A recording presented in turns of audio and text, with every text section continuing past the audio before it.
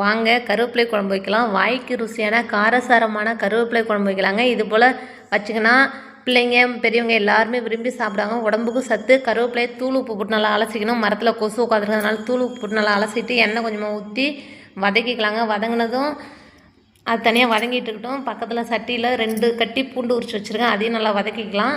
சின்ன வெங்காயம் 25 பல், 2 காஞ்ச மிளகா, அதுவும் நல்லா வதங்கட்டும். வதங்கினதுமே பாருங்கள் பக்கத்து அடுப்பில் கருவேப்பிலை வதங்கிட்டுருக்கு.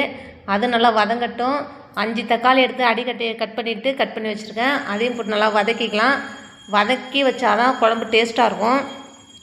கருவேப்பிலை நல்லா முறுமுறுன்னு வரக்கூடாது. கொஞ்சம் சாஃப்டாக இருக்கும்போதே இறக்கிடணும். அப்போ தான் உடம்புக்கு சத்து. முறுமுறுப்பு வந்தால் சத்து இருக்காது. மிளகாய்த்தூள் 1 டீஸ்பூன், மல்லித்தூள் 1 டீஸ்பூன் போட்டு ஒரு 2 கிண்டிட்டு அடுப்பை ஆஃப் பண்ணிவிட்டு நல்லா ஆற வச்சுக்கலாம். ஆற வச்ச உடனே ஒரு பெரிய எலுமிச்சம்பழம் அளவுக்கு புளி எடுத்து வச்சுருக்கேன்.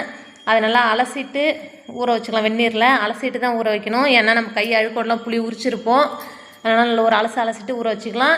பாருங்கள் கருவேப்பிலை வதங்கினதுமே நல்லா ஆற வச்சுட்டா அதுவும் ஆறிடுச்சு. மிக்ஸி ஜாரில் நல்லா குறப்பாக அரைச்சிக்கலாம்.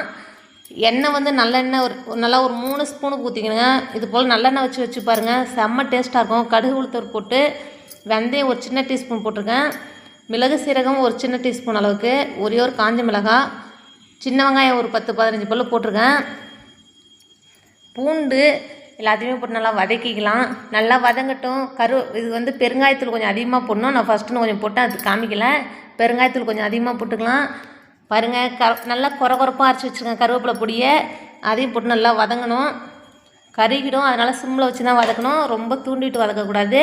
அதுவும் நல்லா வதங்கின உடனே ஆற வச்சுருக்க வெங்காயம் தக்காளியுமே ஒரு நல்லா அரைச்சிக்கலாம் நைஸ் பேஸ்ட்டாக. அதை நல்லா அரைச்சிட்டு அதை ஒரு தட்டில் போட்டு ஆற வச்சுக்கலாம். ஆறி தான் போடணும். கொஞ்சமாக மஞ்சள் தூளும் போட்டுக்கிட்டேன். பாருங்கள் கரைச்சி வச்ச விடுதியும் ஊற்றி கொஞ்சமாக தண்ணியும் ஊற்றி அந்த மிக்ஸி ஜாரையும் நல்லா கழுவி ஊற்றிக்கலாம். கழுவி ஊற்றிட்டு நல்லா அரை மணி நேரம் கொதிக்கணுங்க.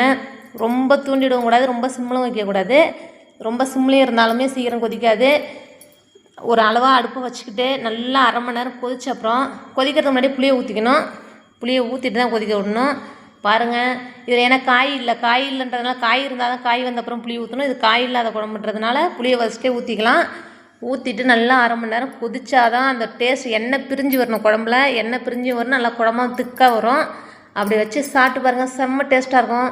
அடுப்பை ஆஃப் பண்ணுறதுக்கு ஒரு 2 நிமிஷம் முன்னாடி நல்லெண்ணெய் நல்லா ஒரு 2-3 ஸ்பூன் ஊற்றிக்கலாம். ஊற்றிட்டு கருவேப்பிலை கொஞ்சம் போட்டு அடுப்பை ஆஃப் பண்ணிவிட்டு கொஞ்சம் ஒரு அப்பளத்தை வச்சு கருவேப்பிலை குழம்புல சாப்பிட்டு பாருங்கள். கருவேப்பிலை குழம்பு தண்ணியாக இருக்கக்கூடாது, நல்லா கெட்டியாக இருக்கும். இது போல் செஞ்சு சாப்பிட்டிங்கனாக்க வீட்டில் எல்லாருமே விரும்பி சாப்பிடுவாங்க. காரசாரமான கருவேப்பிலை குழம்பு ரெடி ஆகிடுச்சுங்க. செம்ம டேஸ்ட்டு.